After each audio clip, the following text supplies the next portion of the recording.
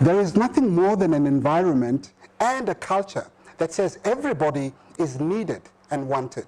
These are the words of South African business and leadership guru Bonang Mohale, who shares in the idea that every entrepreneur has a role to play in the broader South African ecospace.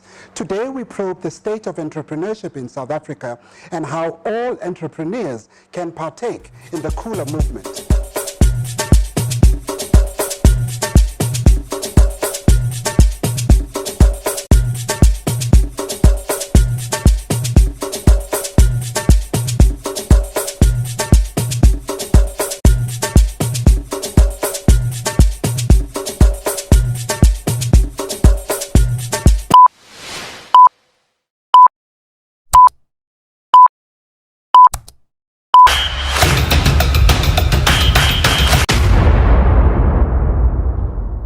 Welcome once again to the podcast. My name is Bongani Mzobe, your host for the Khoola Biz Lounge podcast, where we decode entrepreneurship.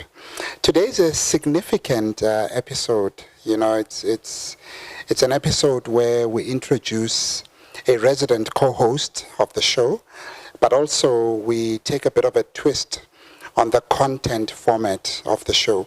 You're welcome to follow us on Twitter, Instagram and Facebook. The handle is the same on all three platforms. At Khoola Biz, make your comment, like the content that we give you, and also suggest some of the content that you would like to see. In the last two episodes, we focused on the stories and life lessons of the entrepreneurs that we've had on the show.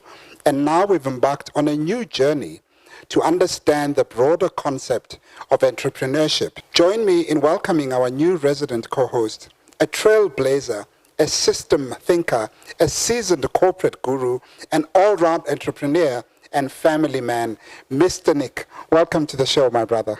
All right. Thank you, Chief. Very much happy to be here, and thank you for the invite to be part of this growing movement that you guys have here, yes, which is the Khoola Biz Lounge, and how much impact we can have on the community at large on this, and looking forward to more robust and impactful engagements. Yeah, I think we're also looking forward to having you play a role on the show. You know, judging from the man that you are, your accomplishments in the corporate space, your knowledge base, and just who you've become over the years. I mean, I've obviously known you for a while, but I'm gonna ask this question that people don't like, but you know, I'm sure our viewers are gonna want to know, Mchana, what is it that you bring to the table? What is it that we can expect from you? Definitely, I'm not bringing e-wallets. That's a fact. Okay, yeah. Just kidding, man. Look, I think my whole upbringing and past has brought me to this path where I'm able to understand certain aspects of leadership, entrepreneurship, and so forth. And I've moved from any other job you can think about, and I've climbed the corporate ladder, and mind you, there's no pinnacle. There's always somewhere where you haven't been. So what I bring to the table is a diverse outlook on normal things and how we would look at them as entrepreneurs and how we can impact on the communities, because my virtues are diversity, inclusion, and all-round inclusion in terms of the communities we serve. Yes. So that is very much key, because that's what drives entrepreneurs. Yeah. Well, welcome to the show. Thank you. Feel at home. Our viewers are going to get to know you, are going to get to understand your views, are going to get to tap into your thinking and your knowledge base, because I'm 100% sure you've got so much to give, you know, to the people that follow this podcast. in the first meeting that we had a little discussion about the state of entrepreneurship in the country, and I shared my view with you that it's quite funny that political leaders, leaders in business, civil society, all speak a language that suggests there is an interest to develop entrepreneurship in the country. But I see a total opposite of that in the ground or at ground level, where the real activity of entrepreneurship is taking place. So a guy in Tembisa who has just established a salon, a lady in Kailicha who is establishing a small daycare center to address the problem of, children or parents not having a place for children to be when they're at work or busy with other things. It's such entrepreneurs that are either emerging or we call startups. They would tell you a different story from what people who we consider to be in leadership positions, and people we also consider to have access to data that should affect, this outlook, the management and the strategy, the national strategy towards entrepreneurship development. These leaders have access to these things, and yet they continue to express a notion that sort of is different to what is on the ground. Look, my outlook in this is that entrepreneurs face a lot of challenges, right? And some of these challenges, we always think that entrepreneurs, they just face challenges of money. But it's not just limited on money. There's challenges in terms of lack of support. The lack of support is broad. It could be from the key stakeholders like your government or your community leaders, providing you with that access. You see open field, you want to do a car wash, but your councillors are not allowing you the permits to do those things. Those are lack of support issues, right? And then you also have a lack of capital. Capital does not necessarily mean money. It could be people that can come in with their intellectual property and support your dreams. So you might be good in applying a trade of some sort, but you might need an accountant. But the fees thereof are quite steep or unattainable considering the whole setup. So, and another thing, we must remember that with entrepreneurship, it also always starts with a dream and your passion wanting to be there. But at the same time, a bit of experience is required and a bit of knowledge is also required. So I may want to wake up in the morning and win the lotto, but if I don't have the 3.50 Rand, I don't have the merchant who has the machine for the lotto, right? If I don't have the television to get the results and see whether I've won. So me thinking about lotto really doesn't make any sense. It's unattainable. You need so all those things. Those are challenges, right? And entrepreneurs go through these every day, and we need to find a way on how do we actually work things out. What I also picked up is that South Africa is a leader, is an entrepreneurial leader in sub-Saharan Africa. And these are, statements that are made out of data that comes from, official organizations or organizations that are trusted to be, collecting data on activity on the ground.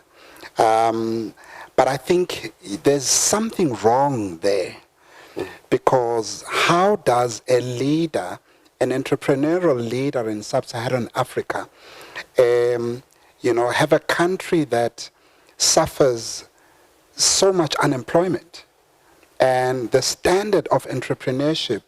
Yes, a lot of people are establishing businesses. If you go to the agency of government that registers businesses, you've got people registering companies every single day. But then the measurement tool is how much of those companies actually survive and sustain to a point where they're able to contribute to the economy of this country. True. A very good point there. Look, I mean, the other day I was reading the GMSA report, which is the Global Entrepreneurship Monitor, which was released sometime in June. It states there that 1 in 8 South Africans is more prone to go into entrepreneurship. What? 1 in 8. That's a low number. I mean, I wish we could have 8 out of 8, but that's not going to happen anytime soon. But look, and when you look at how South Africa views a successful startup is a company that's considered to be still operational in the first 3 years, right? In the first, if the first 3 years are the toughest. So to come back to the point of a country with very low employment rate and entrepreneurship uptake is very high, but the consistency is low as well. Look, there is the guys that are at the top. Now I'm talking of big corporates, right? The big corporates, they have a high-level understanding of the guys at the bottom, right? And there's a lag between the two information, the two structures. So when you get the guys that understand the guys at the bottom, then it creates a sustainable or viable data that can be used to support the guys.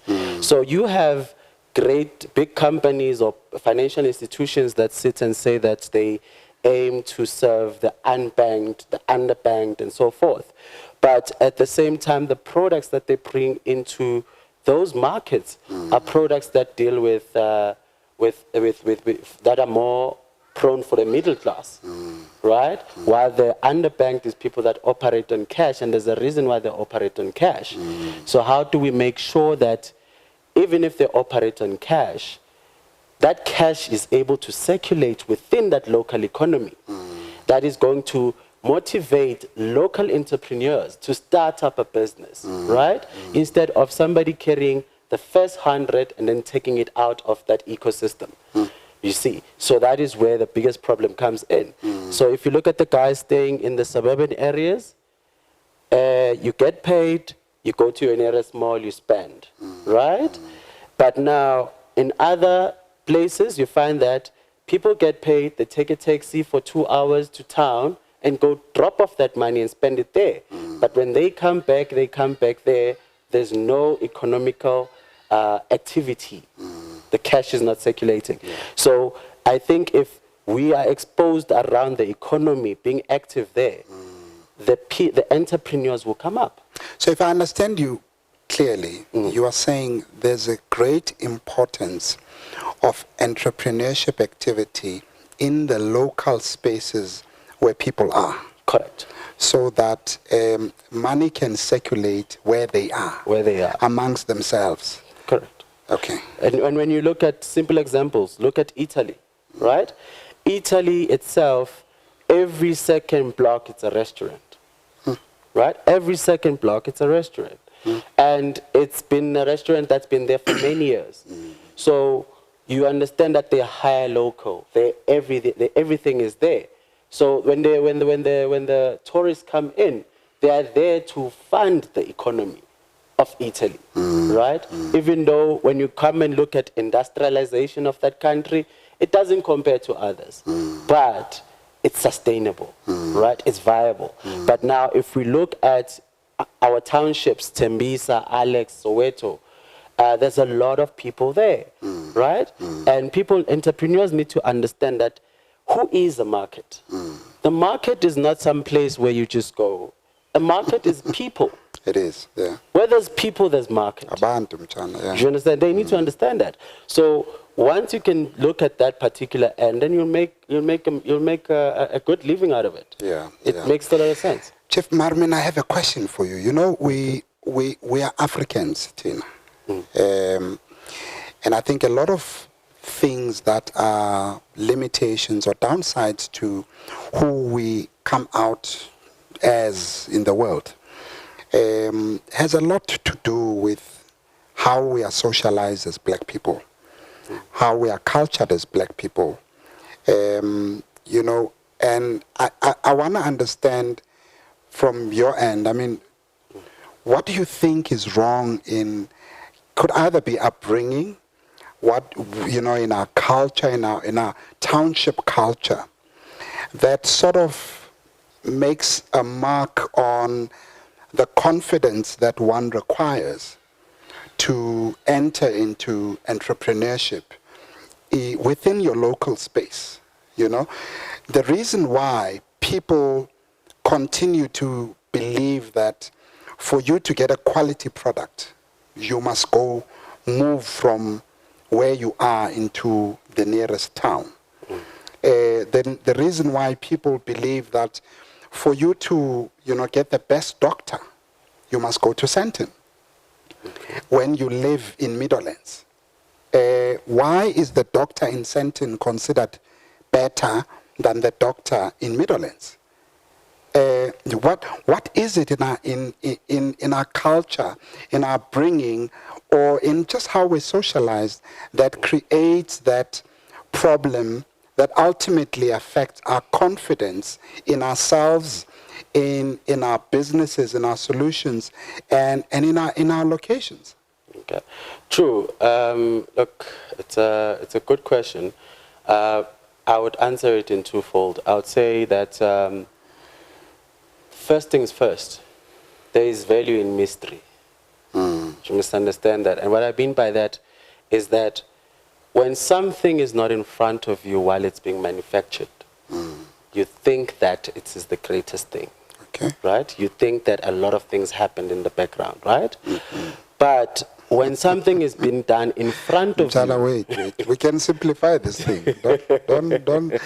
Let's not make it too difficult. Okay. So when you date a woman, when you want her, I need you said there's what in mystery? Just repeat that line. There's value in mystery. It's fine. I'm going to show you the value, Mchana.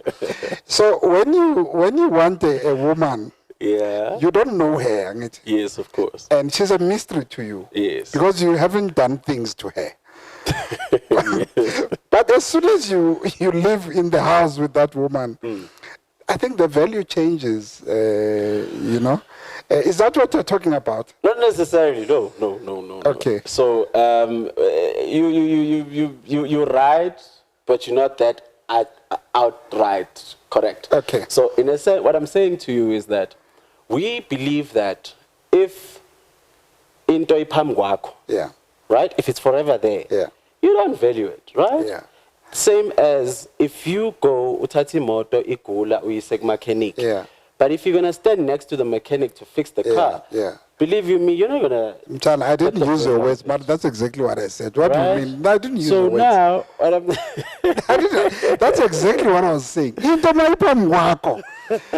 don't value it the way you did. So when you want that woman, Mchana, she will make you leave work early. When you know that you've signed a warning yesterday, you just signed a warning yesterday, you will leave work that following day. But once you live with her in the house, Mchana... The reason why I'm not... Tell her I'm knocking off... Hey, Mchana 7.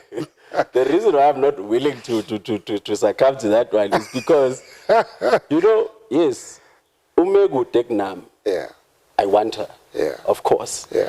But Umeseshala Nami, it's a very thin line, right? It is. She might make me want her more. Okay. Or she might make me realize that more's gone. Okay. Lo muntu lo ushizitsha zinje until ngize ngibuye emsebenzini. Lo muntu lo, but ngasikhathi sijo la ngibesambe ema restaurant, there was people to wash the dishes. We just only went to the hotel and all those things. But manje usehlala la. Okay. So mengizohamba ngishiya ipaniki la. ngihambe yena abukela ama-series the whole day ngibuye ngimtholele ila ipanic. It's a problem. Okay. Because when I left the house, I had 10 rand, right? Ngayosebenza, ngabuya sengine 100. There's an activity that I've done that is to the benefit of the relationship. Okay. But yena, there was a fault here that I left in the morning, akayenzanga lutho. Okay. So then you then see the value All there. Right. So there's mystery, there's value in mystery. There's value in mystery, yes. It means that if something is not manufactured before your eyes, you somehow think of it of a higher whatnot, because we can gimmick it. We can gimmick it and say it comes from the stream in Tugela Falls. We wait for the temperature to be otherwise, and you apply imagination. That you were not there. You don't know. You were not there. And then you buy into it, right? Okay. So that's one of the things. And then to look at, coming back to what you were saying in terms of our upbringing, our parents, when they were coming up, before they had us, their gatekeepers were in black and white. It was written on the wall that don't go into the store because you're black. Don't do this because it's that, right? Yes, it wasn't right, but when we were born, we didn't have the signs that said don't go in there. But our parents became our gatekeepers, right? Because every time we tried to go and do something, so now you then caught with that thing, you go, hey, I shouldn't do something like that. Not understanding that umzali, any background was because this thing was black and white, written there, and 6 months prison. Yes. For us, you're like, hey, this is not 6 months prison. This is lifetime prison if I go against this parent.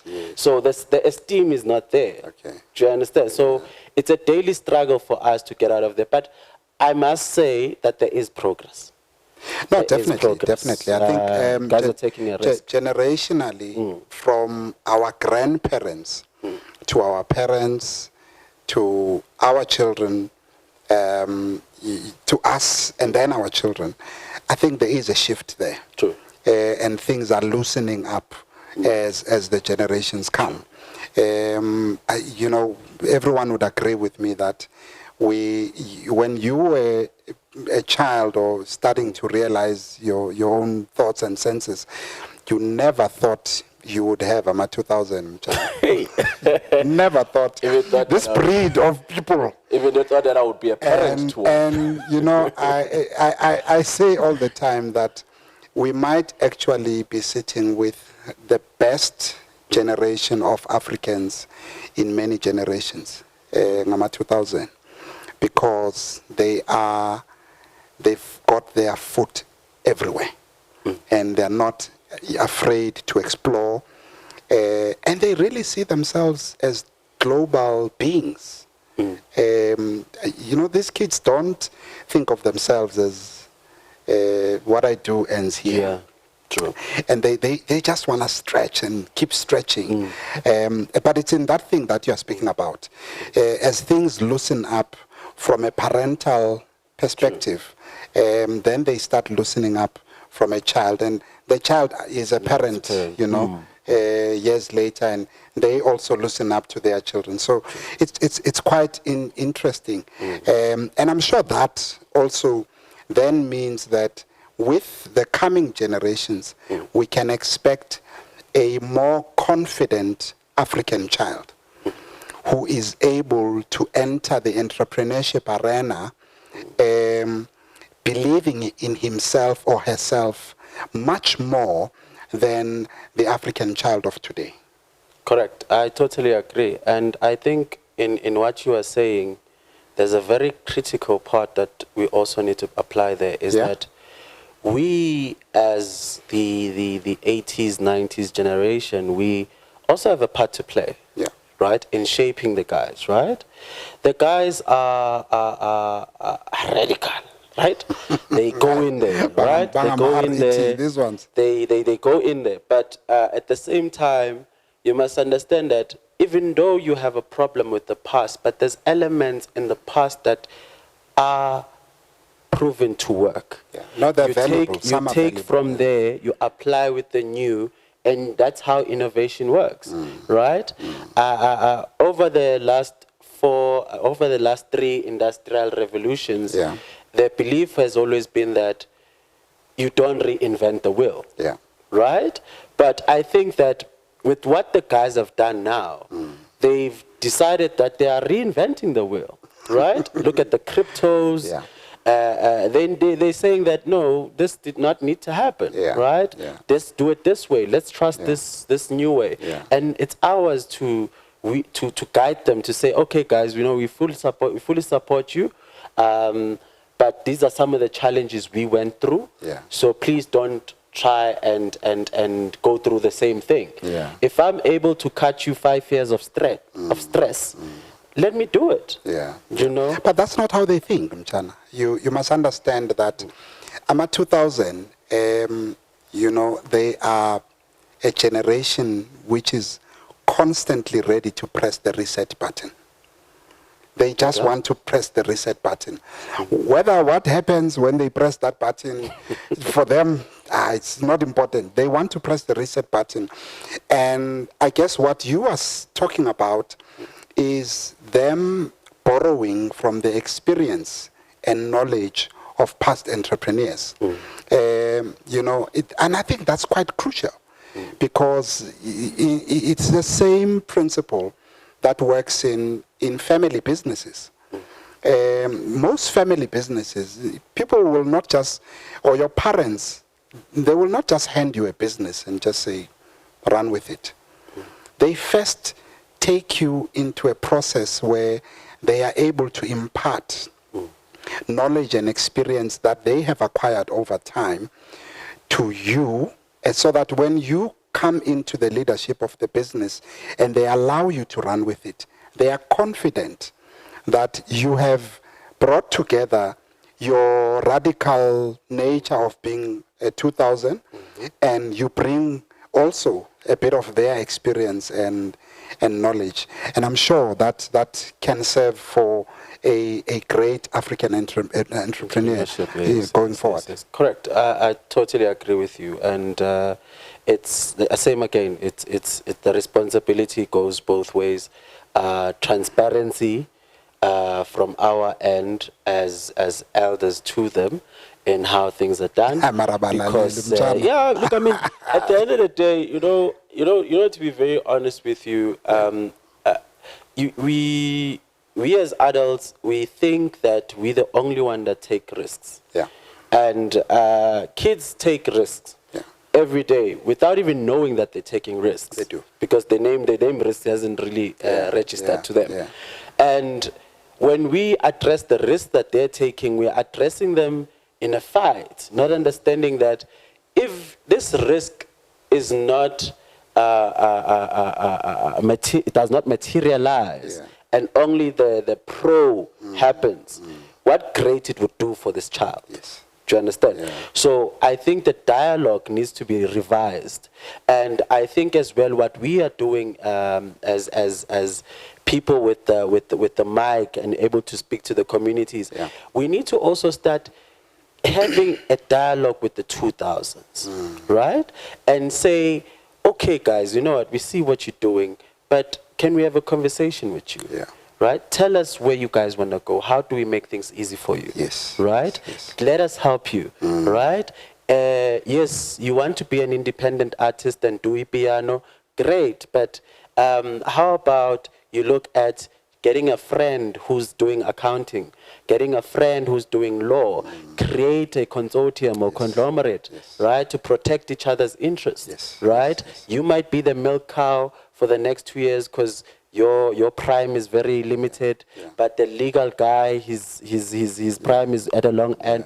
You know, you can build something together. But I think we shouldn't take away from them the fact that the bulk of them, or most of them, they're quite smart.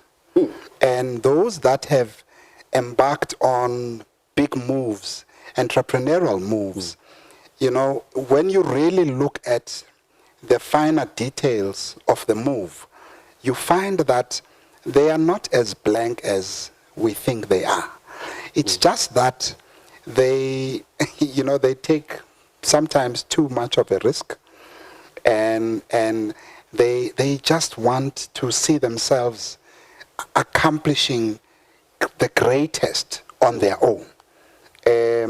So I wouldn't take away anything from the wisdom that, it comes from nature and given to this generation. Because indeed, we really have a rare generation which is proving to be one of a kind. And I think this particular generation, over time, and not in the far future, in the near future, they will begin to change the state of entrepreneurship in South Africa. And not only in the music scene, but in every other industry. You will begin to see the rise of a younger thinking, and a thinking which accommodates the type of people that they are and what appeals to them. Correct. So I think we also, our generations and older generations, need to make room for that. True. Yeah, need to make room so that when that happens, there's nothing out of the old generation and the old establishment that falls off. But we can sort of join everything, merge everything together and move to make our country great. One thing I believe, Mr. Nick, is that if South Africa, and particularly black people, if we hope to have a great South Africa tomorrow, we've got to look at AMA 2000 as a valuable part of achieving that. And what you're saying is also touching on the fact of when we started this conversation to say that we have a part to play in removing certain red tapes, right? And allowing them to strive. We have a part to play in saying that we don't need to hire somebody that has 10 years experience. We can actually take somebody with the right mindset and put them into the workplace environment and guide them and take them through. We don't need to have a president who is 80 years old. We can have a president who's 55 years old. Yeah. But the 80-year-old, what do they know that we can compress and expand it and put it onto the 55-year-old who can be a president right now, and be able to be in contact with the people that are well within functional. Because, South Africa is a very youthful nation. No, we are. It's a youthful nation. Yeah. I believe majority of our population is under the age of 35. Mm-hmm. So there's a lot that can be done. And I don't even want to mention Africa on its own, and being born in South Africa and being somebody that is very much highly capable and hungry to be an entrepreneur and make a mark in the continent, you can survive. We've got great South African companies that are making great strides in Africa. They are. Your MTNs, your Standard Banks, and so forth. So, if my little sister is in Standard Bank at a call center, she's 19. If she focuses on what the group is doing, she can be an entrepreneur within the business. Within the business, that's correct. And then next thing she wakes up, she's head of Standard Bank Africa. Yeah. Right? Yeah. Impacting on other African countries and making things happen. Well, let's help our viewers at home. Just unpack. You've just said she can be an intrapreneur within the business. Just unpack the difference. Okay, so valid point that you would ask this question. So now you have an intrapreneur that is somebody that is within the organization, right? And they have set a career path within the organization, right? To say that I will be the CEO here. Yes. And what do I need to do to be the CEO here? Yes. Get the experience within here. Get the books within here. Do all those things and push and align yourself with the people, the mentors that will get you to where you need to get to. Okay. Right? Those are the guys that we call about the entrepreneurs, right? Now, then you have the entrepreneurs. There's the guys that now I'm independent. Yeah. right? I'm sitting here, I don't have a job, or probably I just resigned from my job and I'm now going to have my own company. I'm going to build a company for myself. I'm going to probably own a conglomerate of businesses, right? That's somebody that's operating outside the support system of an organization. So you need to also be a person that understands that what are your limitations and what are your strengths, right? If I know that, you know what I want to achieve requires me to have a certain amount of money or capital, and I do not have access to the network of people, but if I align myself with a particular company or I join a particular company, I can be able to do that. We have seen greater people who have joined, who have started off working in mines. That did their 10 years. Afterwards, they left the mines and then they went and supplied mining equipment to the mines they worked for, right? Those are people who made and invested time to understand the industry and then came back and served the industry from the outside as an entrepreneur. And then there's people who have worked there and ended up becoming a mining manager. Both those people are success stories, and we need to acknowledge that. No, we do. You see, so yes. In that 2019 index, the GEM index you spoke about earlier. Was there? Out of 54 countries, South Africa ranked 49th. Yes. It's depressing. No, Mchana, that's a depressing number, you know. And I often ask myself that if we were to ever see a day where capital is available for every entrepreneur in this country, so as a standard provision to anybody who says, I have a dream, if capital is available, perhaps let's say R1 million. If R1 million is available to every entrepreneur who says, I put my hands up, I have a dream, do you really think this number would change? It would definitely change. However, the issue is not the money, Bongani. I want this to be made very clear. And whoever feels that they differ, it's okay. This is a platform we engage. The money is there. And government will tell you that the money is there, right? The money, there's millions in South Africa, billions that are out there for entrepreneurs, right? The issue here is South Africa itself, it's got so many red tapes, right? That it makes it a very difficult environment for business to strive, right? And if you can be able to go and break a few red tapes at CEDA or CETA, you would get a lot out of these things. To look at this, look at that, but forgetting where the passion comes from that person, and how do we nurture that passion and fund that passion. But we're not getting that support. Why do we continue to see reports globally that position South Africa as a country where it is easier to do business? And I know sometimes it is in comparison with other countries. But I just yesterday, I think I saw something on the internet that suggested that it is easy in South Africa to do business. Or is it a question of easy for who?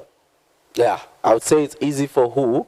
Easy for someone coming in from another country, but fails to be easy for us, the people of South Africa. True. Look, I would attest to this to say that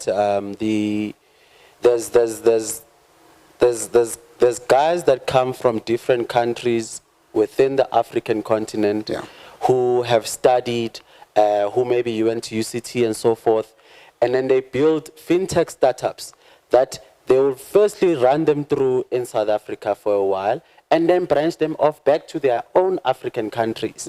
And they become a success, right? But now the issue here is that from our local South African citizens, right, the level of support to entrepreneurship is very, very, very dismal from both ends. And I can understand the other end being the individuals that want to be entrepreneurs, because there's a lot of, the support doesn't start from the day you submit the business plan. The support starts from the point where you are saying, I actually am thinking of doing this. And the people you are telling about this idea, they are not aligned with you. And it's not their fault. They are not aligned with you because you are not conforming to what the environment is, right? So, but if we are able to start aligning ourselves to say, entrepreneurship, can it start as a subject in grade 5, in grade 7? You understand? If we are teaching a child to say one apple plus another apple equals to 2 apples, right? We must be able to say, if one apple is 2 rand and the other one is 2 rand, how much does that make? It makes 4 rand. But how much did you buy that apple for? 1 rand. How much did you make? 2 rand. We've acquired 3 subjects there. We've done accounting, we've done maths, and we've done entrepreneurship at grade 5. If we get our teachers and education system to be aligned that way, instead of our time, tinabasibonisa ama-locust. You understand? I was born in some locust, but la. You know, where does the locust help me now? There's not. It will never help you again. I mean, if I was staying in Hazyview, in where Kruger National, I would have said, hey, this is what. But as in no, they don't. So that is very, very, very important to say that you are right in saying, for who? It works for a lot of people, but for who? For who, Right? But I think you know, looking at the current situation in township environments, the only thing you can do to achieve what you are talking about is to really try and make an intervention at grassroots level.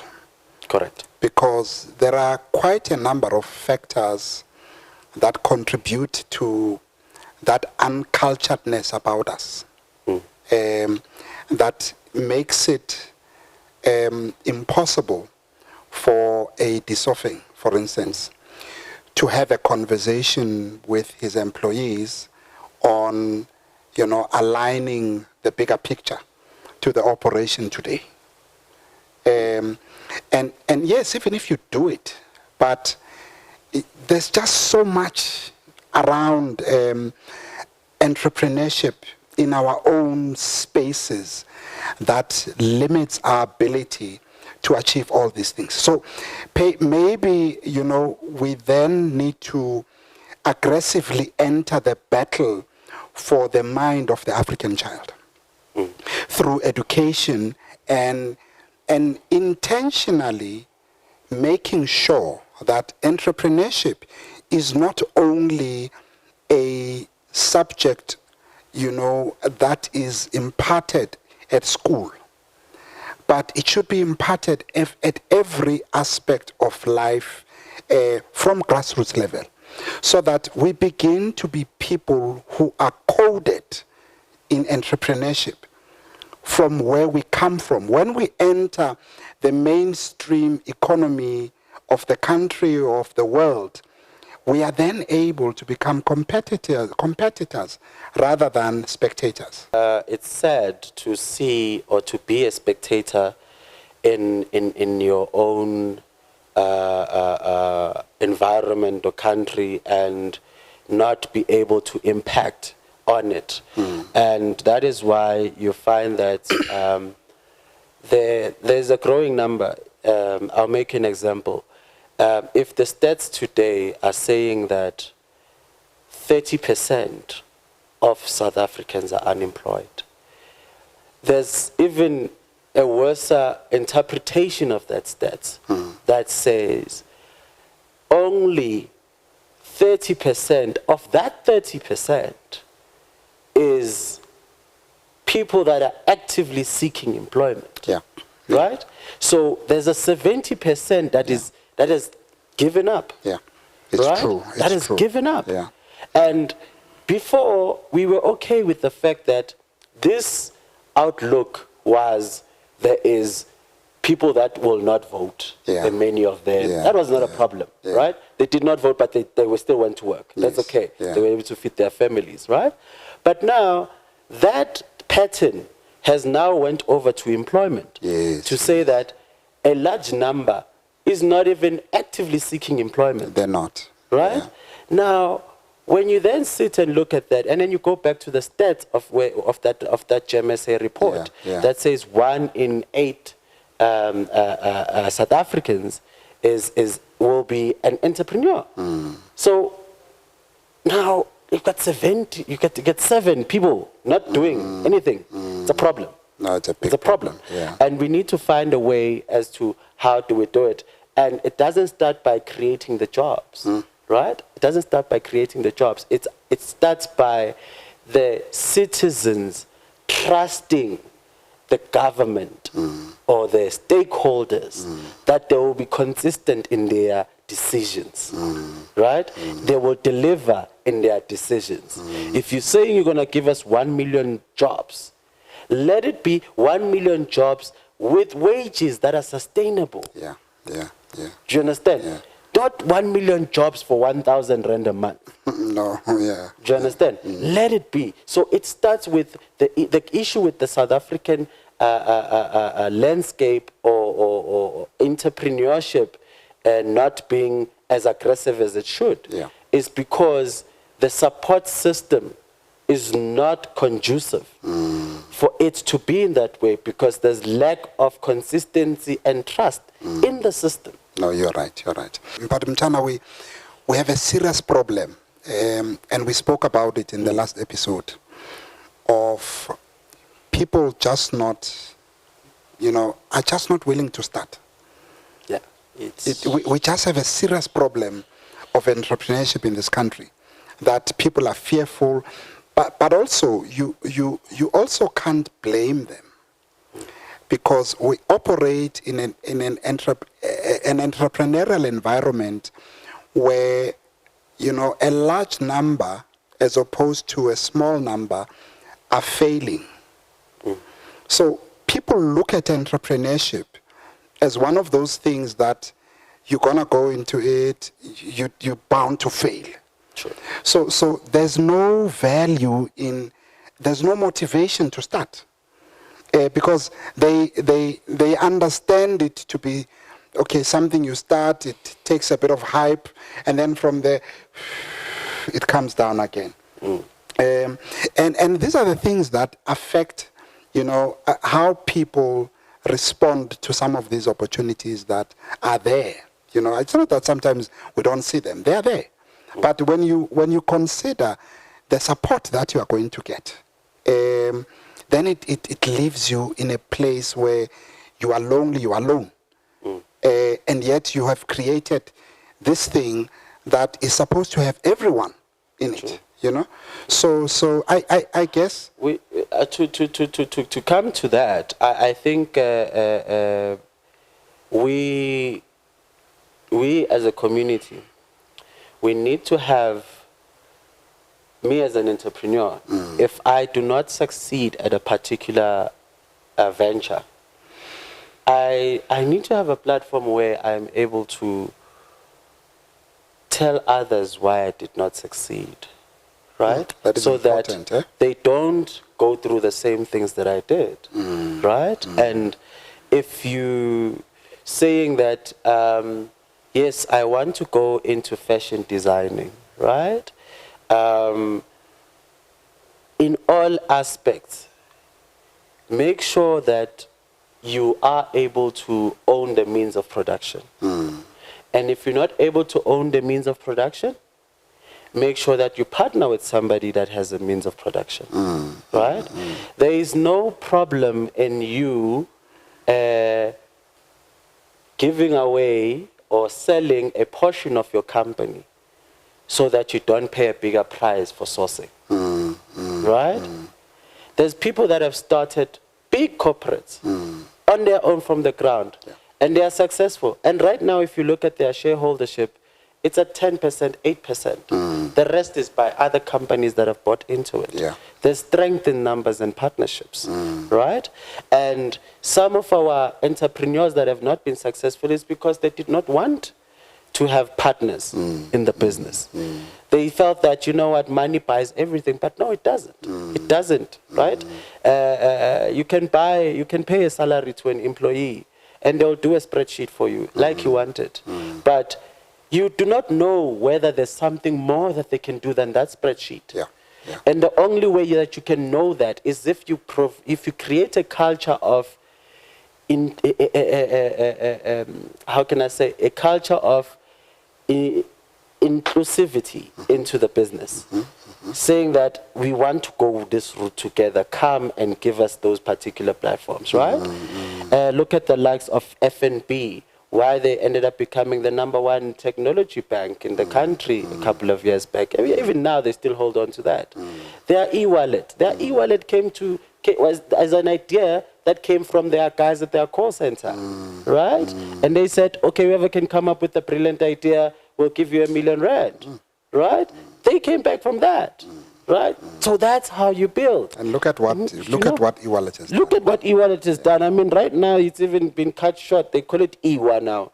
So I think maybe in 5 years it's gonna be E. Just E. E. Just send me an E. Send me an E, Chief. You know, so it's those things, Chief. It's those things. So that's how we move towards these things. And I can be able to tell you, Chief, one thing about South Africans.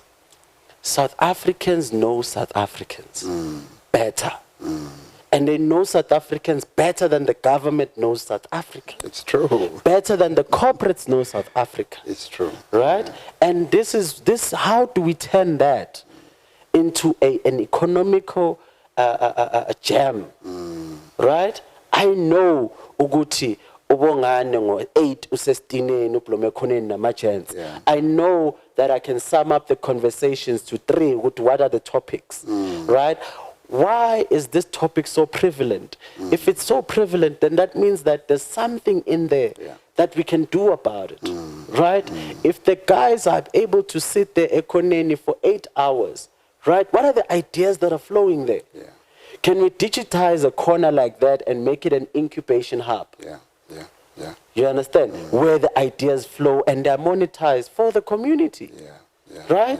So that's one of the things that we need to have as a community and build around that, because South Africans know South Africans. No, it's true. It's true.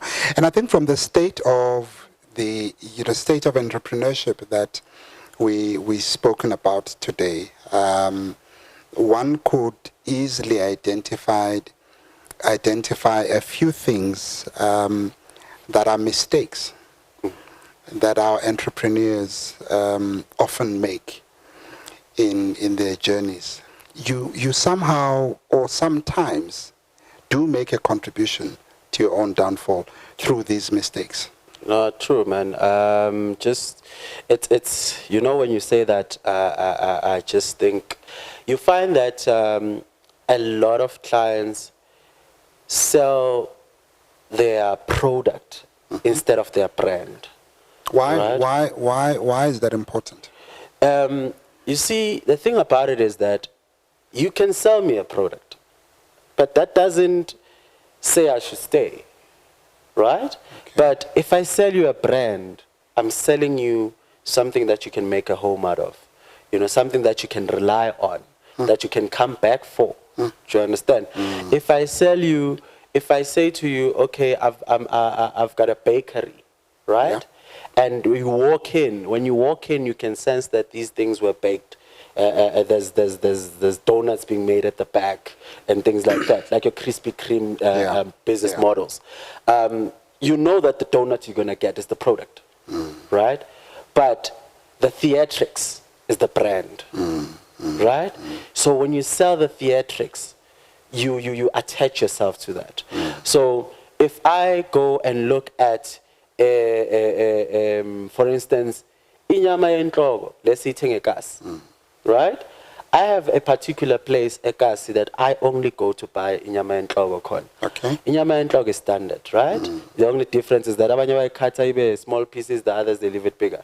But the reason why I go to that particular place is because when I get there, I feel like how they are, how the reception is, how they are a brand. Do you understand? So that's the thing. So people just tend to say, okay, I'm selling the T-shirt, have the T-shirt done.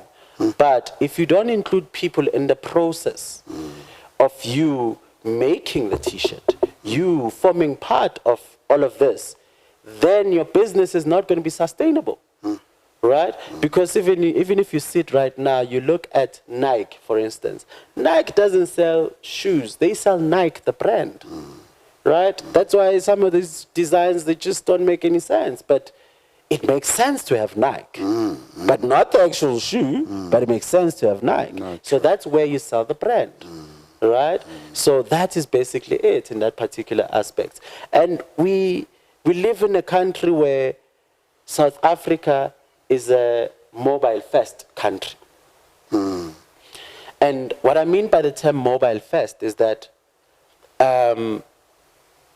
if anything, if a client wants something, they'll touch their phone first. It's a first thing, Chana, that you look at. Touch the phone first. And when somebody touches the phone first, they're not looking for your Instagram, they're not looking for your Twitter, they're looking for your website. Right? And then people are running businesses, but they don't have a website. Right? And you don't have to have anything fancy on a website. Just have something. A website is like an ID for a South African. A green barcoded book. Right? That's a website, because everything that you do on the social media or wherever, it all comes to your website. But what would you say to someone who argues that my business doesn't need a website? You know, I would say that, are you actually telling me that you do have the time and the effort and the money to go everywhere screaming and shouting your name of your business?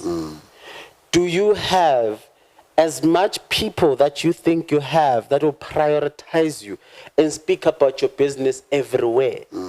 Right? Do you have every website apart from yours?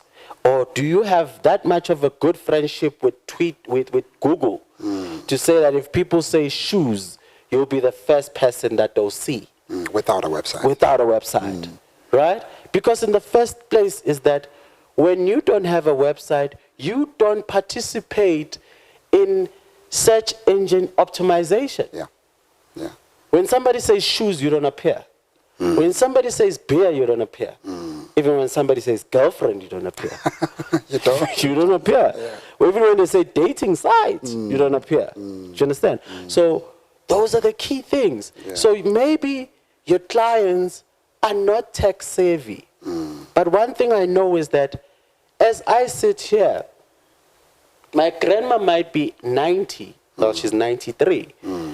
But do you think my grandma is the one that's paying for her funeral policy? It's not her. It's me. So if when you are whoever funeral, right? You don't have a website. Do you think I'm going to put my grandma there? I don't know you.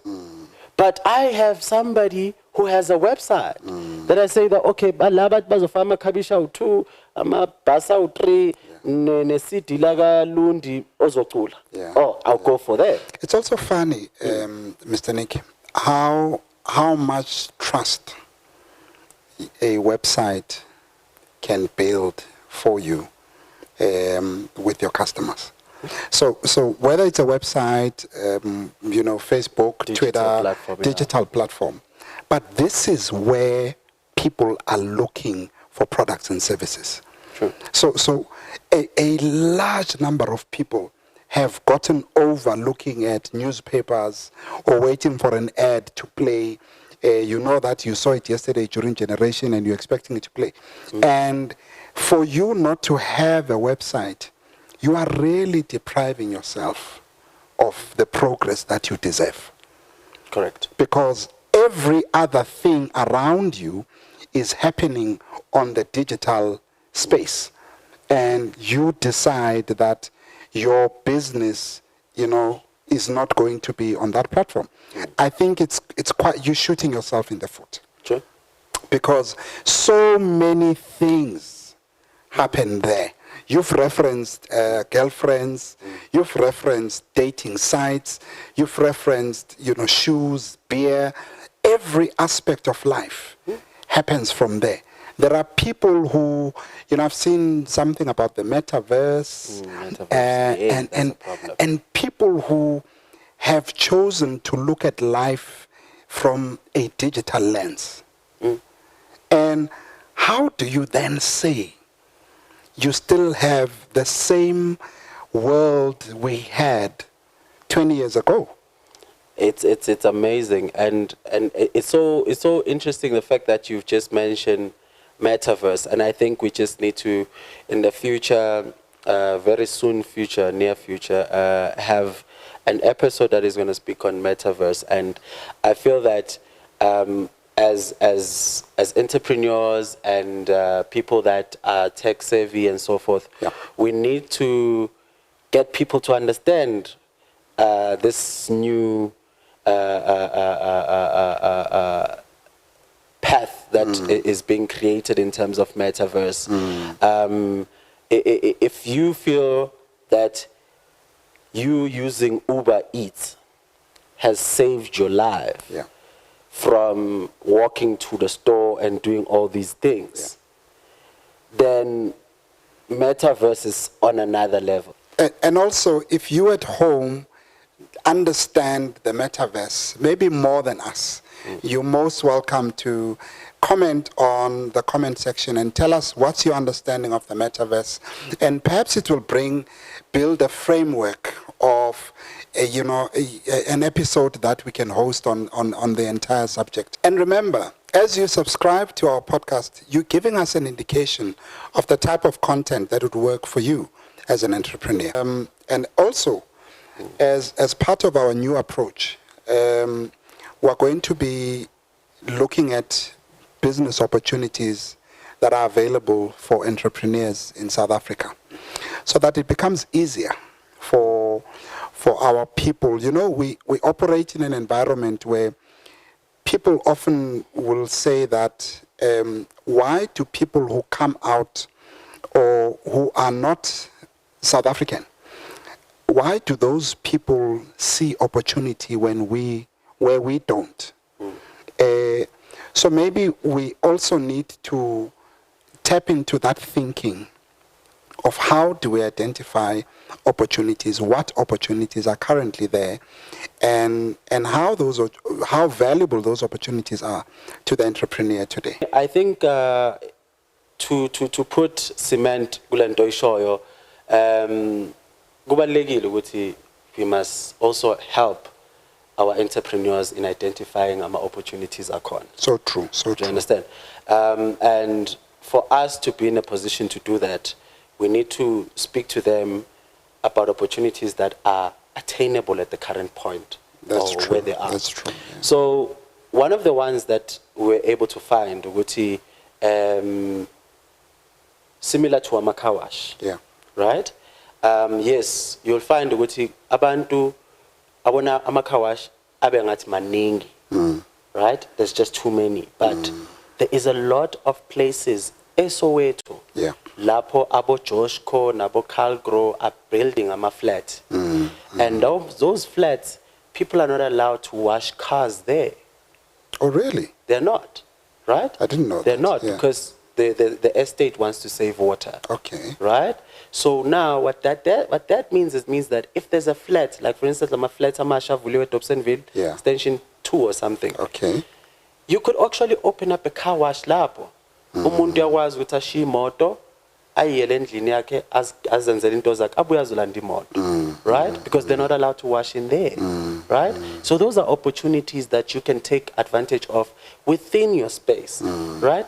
Taking also indaba yokuthini, indaba yama food trucks or mobile food trucks, like things on Makota and all those things. Yeah. Those things are very much highly in demand. Right? Because Tina Konamanje, what we're sitting on the fact that all the townships are suffering from load reduction. whilst this country suffers from load shedding, right?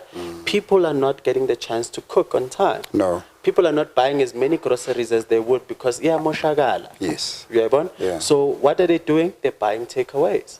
So if you look at, you already have a takeaway place, try maybe to open up for an additional 2 hours or 3 hours, right? To accommodate that particular thing. Mchana, you know, when there's no electricity, you drive around looking for food. It's either the outlet themselves, they don't have electricity to service you, or their food is, all their food is paid for. Sure. You might find there's no one there, but they tell you, no, we've got food, but say all of it. Yeah. It's so true that people are starting to depend on takeaways. So it does present quite a huge business opportunity. Sure.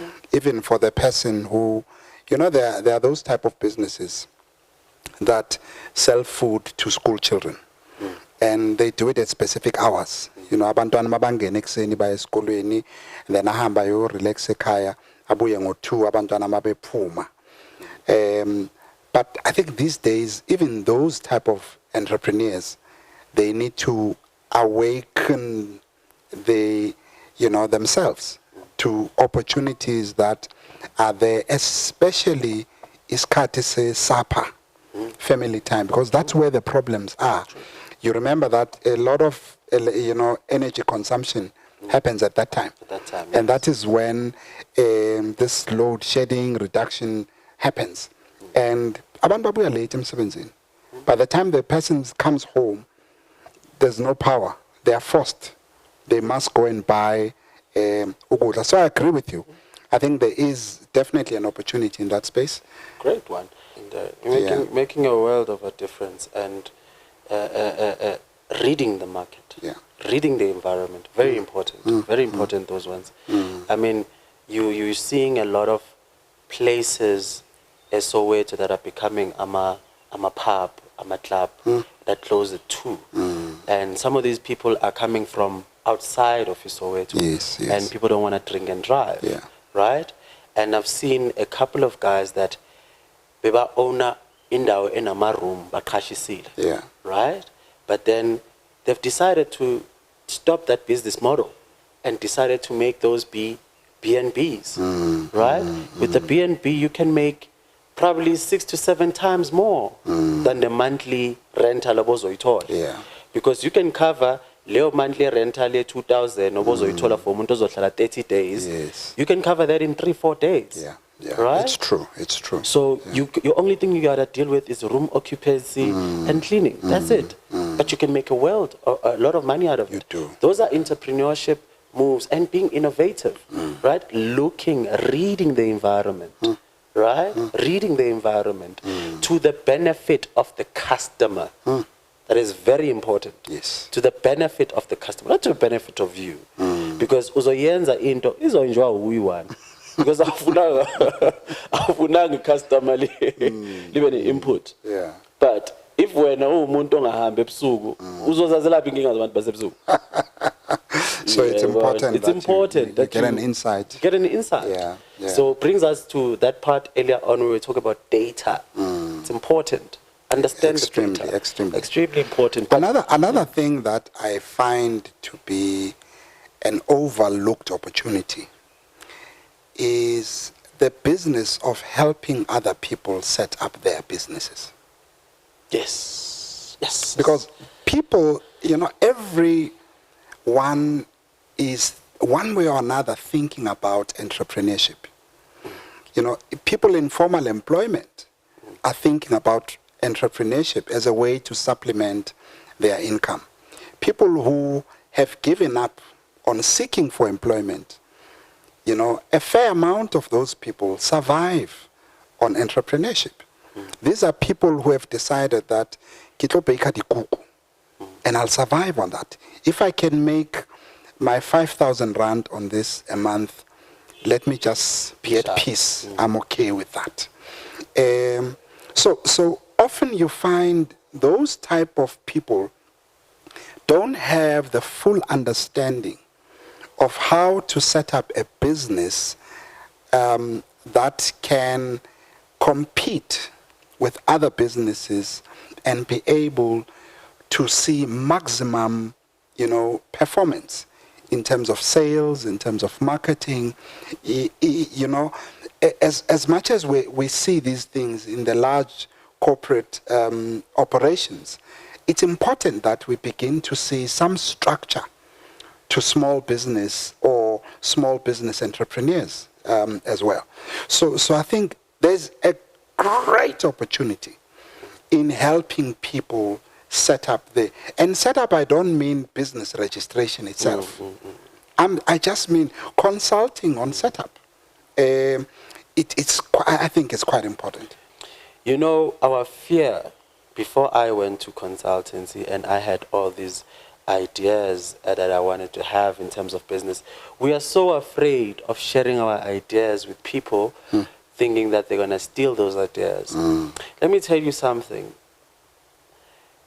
It is difficult to start a business, right? It is great to see it succeed. Yes. So don't always think that if you're going to tell somebody a business idea and you need advice, they're going to wake up tomorrow and do it. They may wake up and do the business, but they won't do it like you're going to do it.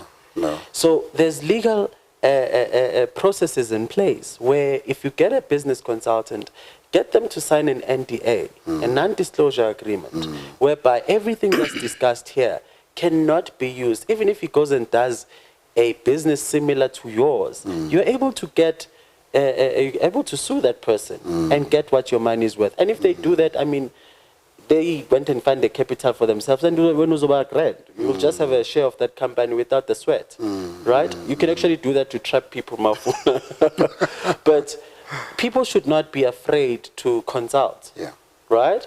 And one of the most important things, consulting is not for free. When you consult with the business consultant, now listen that you are tampering, or you want to extort information that they've acquired and skill that they've acquired for many years. You don't just wake up and become a business consultant, right? You go through the industry, the system, and understand, we get into a space where if you can't solve a problem with 3 phone calls, then you don't know which industry you're in. Then you still need experience. Because experience is how quickly can you solve the problem? How quickly can you understand the problem? How quick, you understand? So business consultants are people that have invested years in starting from ground up, going up there. I also want us to speak about this growing trend of selling online. You hear concepts of drop shipping, and so many other things that are involved in this whole entire business, which is now quite a huge business opportunity. And I think it becomes an opportunity because people have gotten so used to everything being on their fingertips. If you want to buy anything, the first consideration you make is, how easy can I buy it? How convenient is it to buy this product or this service from the service provider? And it has now created such a boom of this online sales business. And I really think at home, it will help you to consider that as a business opportunity. One which is, requires little or, it doesn't require a lot of money to set up. And it's easy to set up because the systems are there already.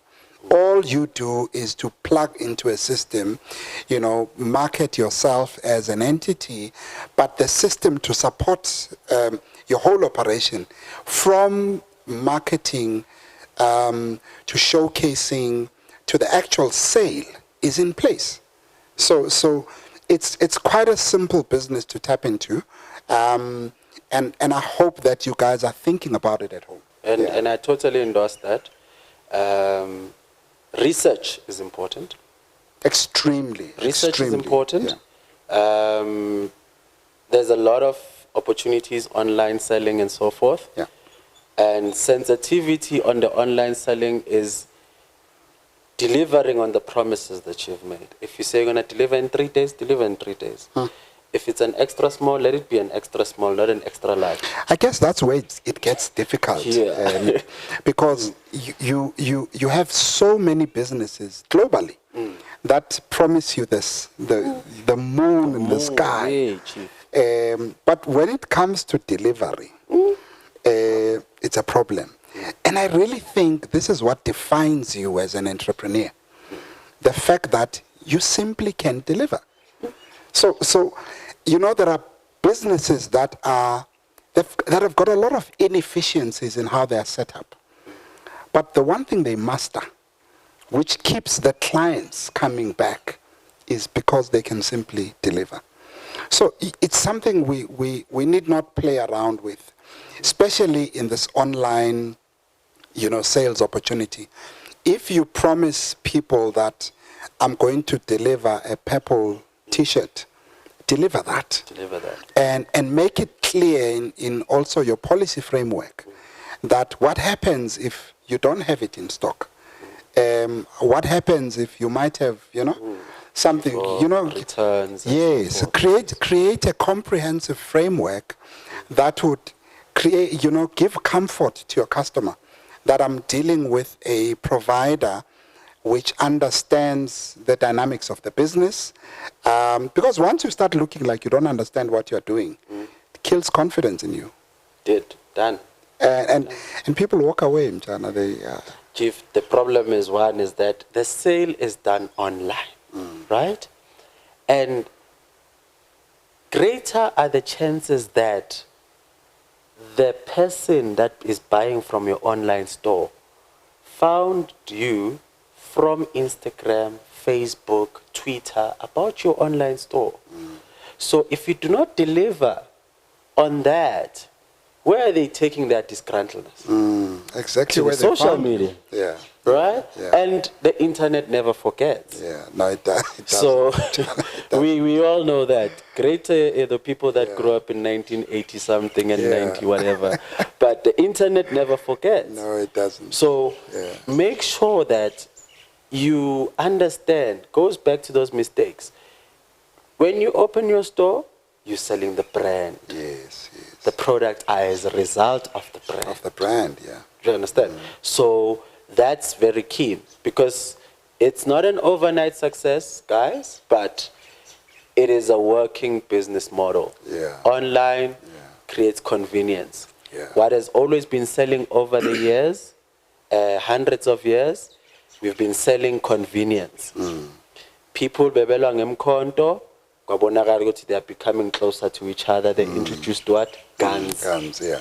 So you don't need to walk 100 meters to stab someone. You just aim, you just go. aim and you shoot and you die. Right? Now, because guns are a problem, people are poisoning water. They don't need to be there, And now they have drones. They don't need to be in that country. You can just fly something over. So the point there is that there is value in contactless. No, there is, Which is convenience. Nick, I before we close, I want to speak about this one business opportunity that I've always felt, is there in especially Elokishini. And we as the people who are born there have not done enough to tap into that space of waste. Townships generate tons and tons and tons of waste every day. As a result, there is not a single township in Skanga. And Skanga, I'm referring to a dump site. Official and unofficial. Official and unofficial, no, you're right. But I think I'm leaning more towards the unofficial dump sites that just develop because people have identified a space and they don't know what to do with all their refuse. I think that presents quite a huge opportunity. And yes, I see a lot of people have invested in, these vehicles that are able to remove this all this dirt. But there still is a lot of that. And I really think smart entrepreneurs should really start thinking about ways to tap into that and exploit it. True. There's plenty of room for that. I mean, look at, there's the informal settlement there by Devland, just beside El Dorado. Those guys there, the only existence for that informal settlement is that they are recyclers. They wake up at 3 a.m. and they'll move around the whole of Soweto, fetching whatever. Next to the pick it up dump site, correct, right? Yes. So they've established a community. They live there. They live there, right? They live there. What they do, they wake up, they go, and then they collect, and then they come back, right? So there is that room. There is that room. I think the biggest issue is we don't want to get dirty, right? So I think we're seeing that, and sometimes some of us, we go to Ekas, maybe there's a party or there's a street bash maybe at 2 o'clock. Tolu mama abantu nasaga utopa maken. There's just so many bad or negative connotations towards recycling dirt that it resembles poverty. That people are running away from. But I think it also deserves an episode of its own. But, and again, the government is not helping. I mean, a few years back, people had a problem because Pick It Up, City of Joburg, did not have a recycling division, right? It just picked up dirt and all of those things.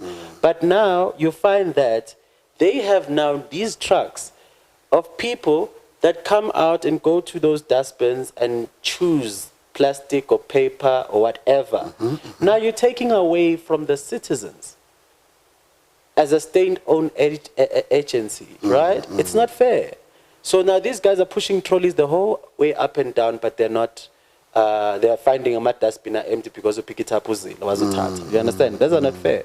But I totally agree with you. There's very much a lot of influx of dirt that is there, excess that we can be able to take and recycle it. The best things that need to happen is that let the people exploit it, take charge of that opportunities, understand the supply chain or the root of all of this. As you take them, who are you supplying it to, right? What are the challenges? Do it there. I mean, already that is fine, right? Once it gets into a government dustbin, it's now public property, right? So, Agnanda, so you take it. So, a great opportunity there. People need to start reading up more on waste management and recycling and exploit those opportunities. We can go further. India is making a lot of money out of that. Nike has saved so much on manufacturing by just taking from India's dirt, creating lamategi what. So yeah. But I think the entrepreneurs just need to understand that the waste industry is such a critical part of the economy because so much processing work happens from waste into uptake industries that then apply whatever processed material to production of different. Products and items in the economy. And how do we then look at that part where, waste is collected and merely make a decision that, no, it's dirty and it's something that I don't want to get involved in, and therefore, so my plea with you as an entrepreneur, just broaden your scope of thinking, because ultimately everyone who's pulling those large bags with waste material, there's an end game to it. And there's a whole entire value chain. So understand how to identify an opportunity and where to identify these opportunities so that you then play. It's a massive contributor to the economy. And I don't understand why are people in the township not rising to the opportunity that waste presents. We don't have enough entrepreneurs, mentors, right? And it also comes back to education, right? We are told, think about the environment. Cleanani gang, abantwana bazodlala esigangeni, ningalahli what. And then, but as soon as we wait for you pick it up to come on a Wednesday or a Friday. Once they've taken it, it's out of our hands. Do you understand? But if we had people that said to us and they made us aware that, okay, guys, as in Mamelanila, this is what needs to happen and so forth and so forth. As Kulengama Bananakar. Yes. Banana Kari taught us ukuthi ibhodlela noma ngabe endlini le cold drink yaljonja ukuthi uthola ama chips. But if we had the same concept about paper, we had the same concept about plastic, our young brothers and sisters that come after us, our daughters and sons, could have that same concept to say there's value in recycling, right? There's value in recycling, and there's overall big social impact that you can have. Global warming and all those things can avoid definitely, right? Yeah. So I think more needs to be invested. Like I said earlier, this is one of those things that we need to sometime maybe get one of our future guests to expand on this even more and see how we can impact on those particular things. I think also maybe as we have more discussions around this, we need to find time as a podcast to go into these communities and select a topic for the day, as topics such as waste and waste opportunities, and the broader value chain opportunities in waste.